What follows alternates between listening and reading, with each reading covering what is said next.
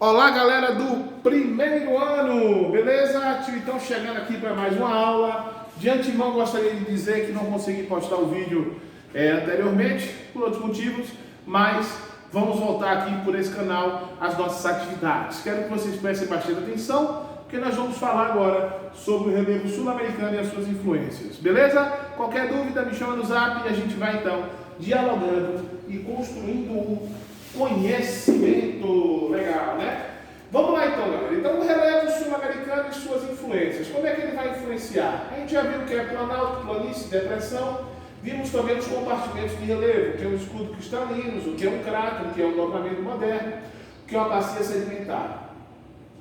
Então, sabemos que na América, no Brasil, por exemplo, nós não temos dobramentos modernos, né? Só dobramentos antigos, cráteres e bacias sedimentares. Bem, observe o mapa físico da América do Sul, como as planícies, os planaltos, as cordilheiras de modo geral, dispõe-se em eixos longitudinais, ou seja, no sentido norte e sul. Então, toda vez que você ouvir falar em sentido longitudinal, a gente está se referindo de norte a sul. Confira também como se destaca ao longo de toda a sua extensão ocidental a Cordilheira dos Andes. Então, a gente já viu isso. Só para recapitular, para ficar mais claro para vocês, o que o livro está querendo dizer para vocês é justamente o seguinte. Cadê ele? Pronto. Ele está querendo dizer o seguinte, não é esse mapa, acho que serve, esse mapa serve. Aqui nós temos a Cordilheira dos Andes, ó, que pega nessa parte. Aqui nós temos o encontro de placa tectônica entre a placa do oceano, a placa de Nazca com a placa sul-americana, certo? Então é isso que o livro está querendo dizer para nós. Beleza? Passei um pouquinho, deixa eu retornar aqui. Desculpa. Vamos lá então. Então, ele vai citar agora aqui algumas características presentes na América do Sul. Vamos lá então. O Amazonas, mais extenso e volumoso rio do mundo, tem sua nascente na Cordilheira dos Andes, pelo derretimento de gelos. É o rio nival que a gente chama, né? E nela percorre o primeiro terço de seu curso. Em seu percurso, retira e transporta e deposita sedimentos derivados dos Andes, principalmente sobre áreas de margens de rio no território brasileiro. Aqui eu posso ver, por exemplo, o rio Amazonas na Cordilheira dos Andes, são os Alpes peruanos, melhor dizendo, denominado lá de rio Apurimac, e aqui a área de Vaza, já na região do Brasil, no Amazonas, né, o rio Amazonas aí em Itacoatiara, beleza? Show de bola. Delimita biomas, né? Em seu lado oriental desenvolve a floresta amazônica e na estreita faixa situada entre o Oceano Pacífico e Costa dos Andes há várias outras formações florísticas, entre elas o deserto do Atacama. E direciona a circulação das massas de ar. O ar úmido que se forma no Oceano Atlântico e a floresta amazônica causam um grande volume de chuva na face leste da cordilheira. Massas de ar polar avançam da Patagônia em direção ao norte. Por aí vai. Temos também a planície do Orinoco, que fica na Venezuela, não esqueçam disso. Situa-se entre a extremidade norte da Cordilheira dos Andes e a Serra dos Planaltos das Guianas. Um pouco mais ao sul, atravessada pela linha equatorial, está a planície amazônica, que se localiza entre a Cordilheira dos Andes a oeste e as formações de planaltos das Guianas ao norte, central e ao sul.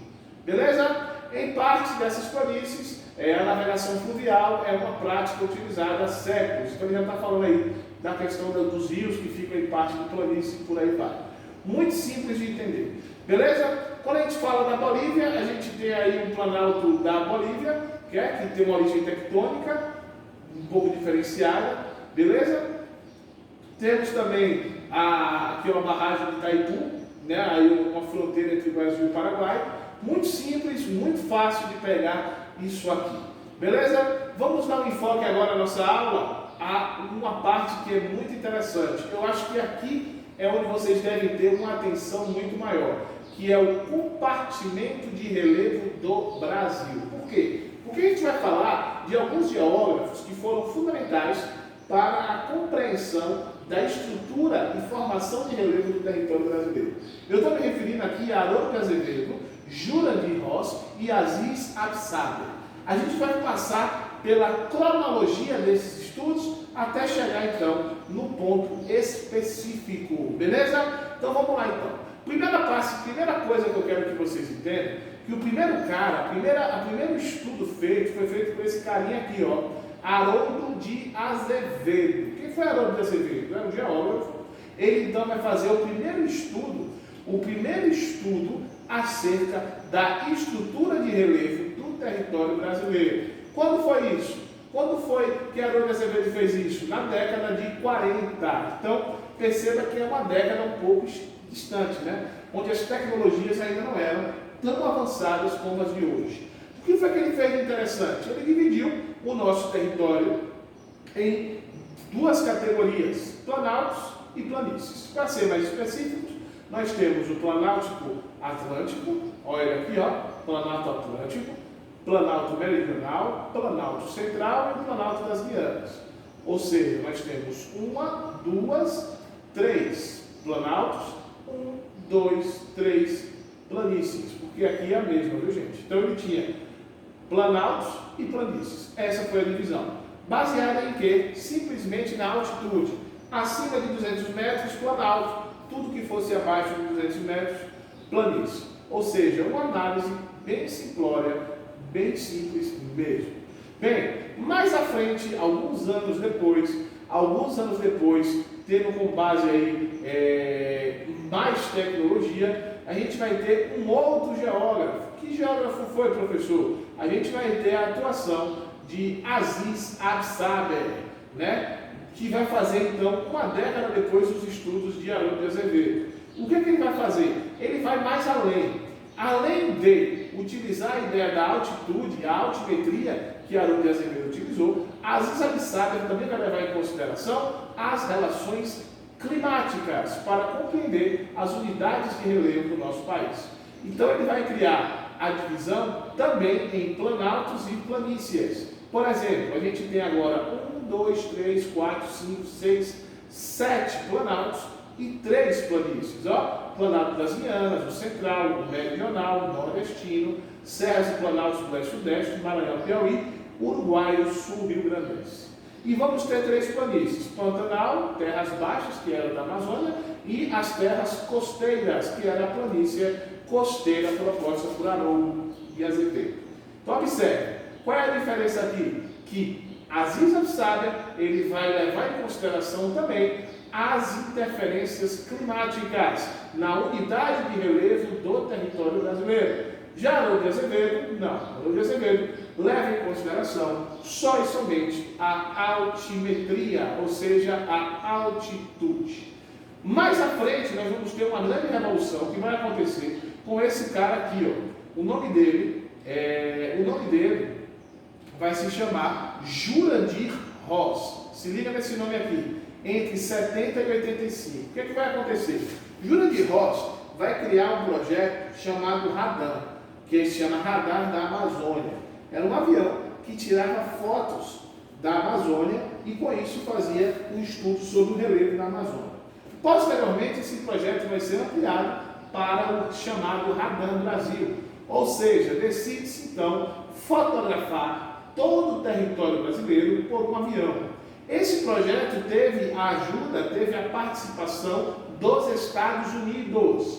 Então, conseguiu-se fazer uma classificação muito mais detalhada do relevo brasileiro. Então, fica ligado nisso aí, que é muito importante para que vocês não vacilem.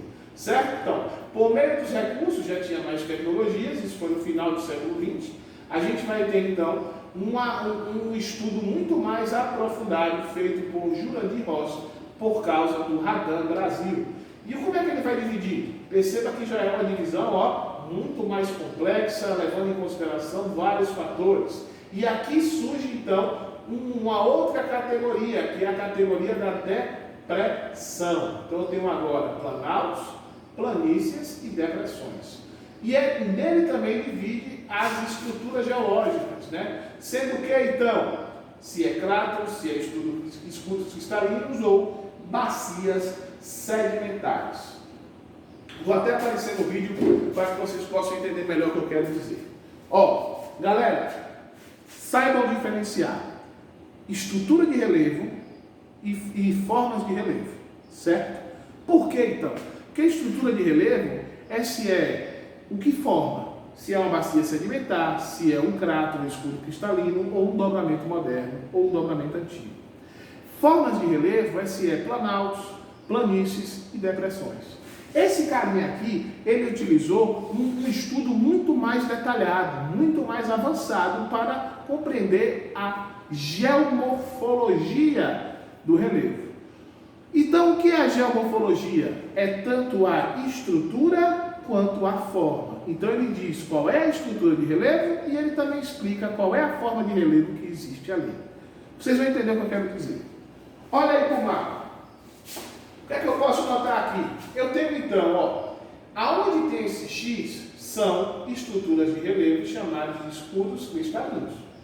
E aonde tem os pontinhos são rochas sedimentares, portanto, áreas de bacias sedimentares. Está vendo aqui? Então, observe, isso aqui quer dizer que é a estrutura do relevo.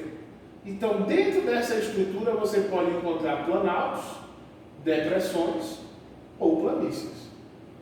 É basicamente isso. Esse é o relevo brasileiro proposto por Haroldo de Azevedo. Jurandir Rossi, por Jurandir Rossi. Haroldo de Azevedo foi o primeiro na década de 40. Então nós temos aqui, 6 planícies, 1, 2, 3, 4, 5, 6, 7, 8, 9, 10, 11 depressões.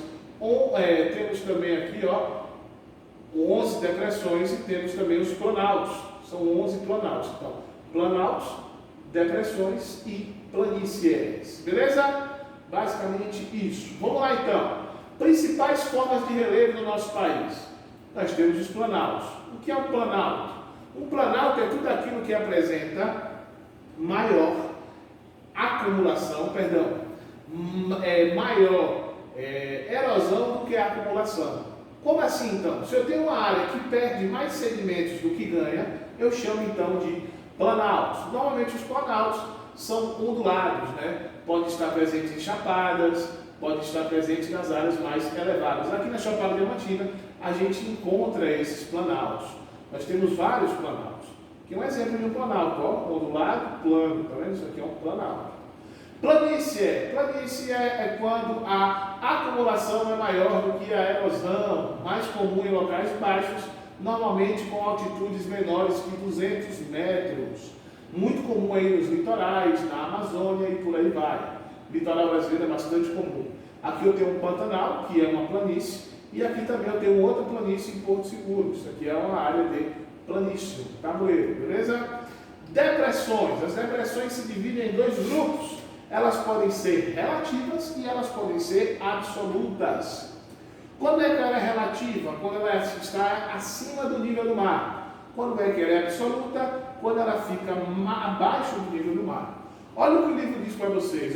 Superfícies relativamente planas e ao mesmo tempo suavemente inclinadas que circundam os planaltos formados por duradouros processos erosivos.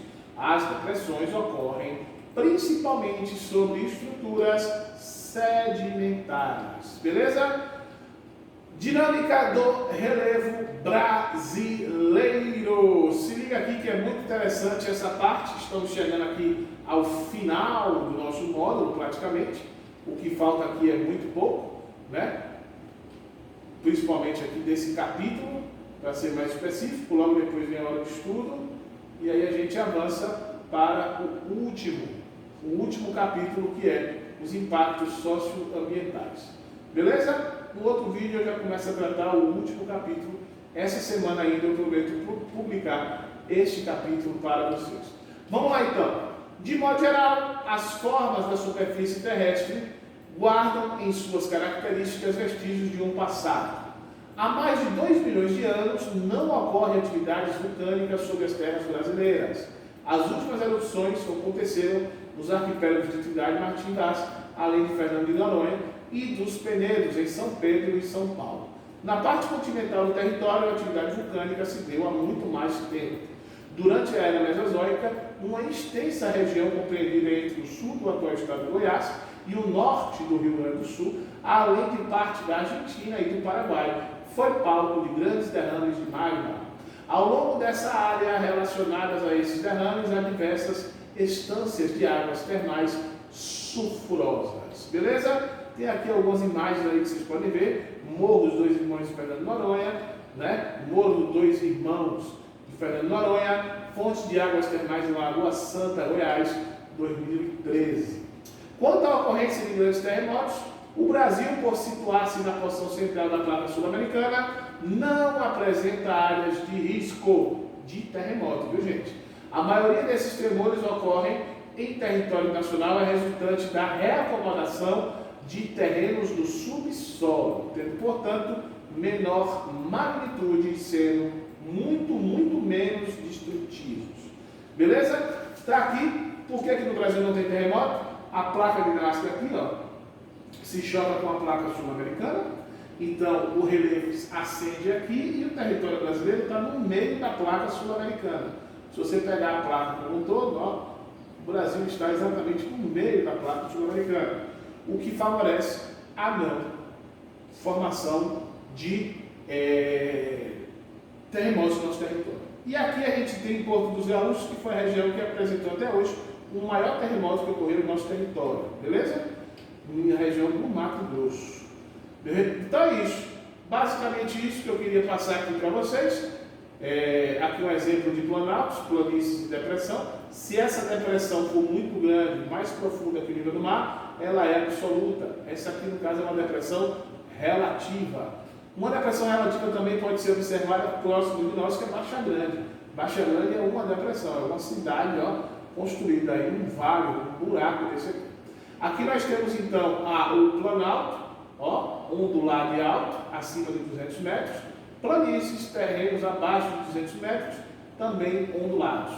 Aqui nós temos o divisor de águas, rios, né, afluentes, ó, 2 afluentes, depois vira um só, divide aqui são os meandros dos rios, isso é outro assunto, ó, o caminho deles, e por aí vai. Beleza? Então é isso, galera.